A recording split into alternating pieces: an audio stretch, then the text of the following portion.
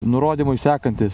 Noriu turėti prieštankinį minų lauką čia, apsauginę vielų užtvarą rytų kryptyje, prieštankinį griovį vakarų kryptyje ir kelio kraterį tiesiai prieš mūsų pozicijas.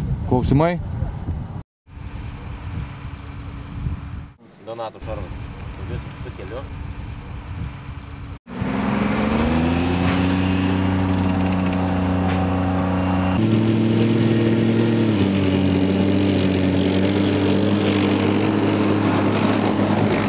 Juozo Vitkaus inžinierius bataliono, 1 kuopos, 2 būrys, leitenantas Paulius Dominaitis.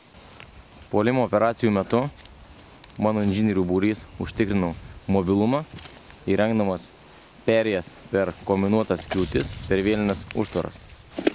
Gynybos metu kovinių inžinierių būrys užtikrino kontrmobilumą, įrenginėdamas apsauginius ir taktinius minų laukus, pasunkindamas priešo judėjimą link mūsų pajėgų įsidėstymų.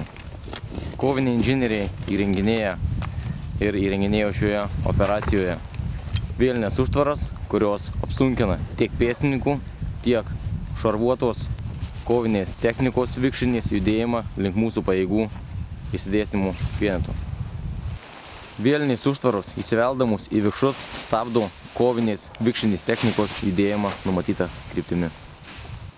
Mano supratimo, inžinieriai labai gerai pasirodo, turi pakankamai žinių, atlieka savo užduotis. Aš esu savo kariais patenkintas.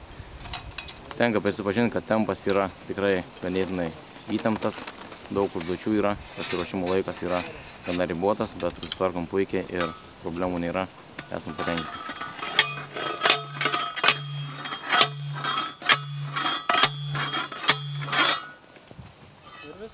Šiandien gynybos operacijose mums talkino kolegos latviai ir užtikrindami kontrmobilumą, jie įrengė spaudinimo būdu prieštankinį griovį.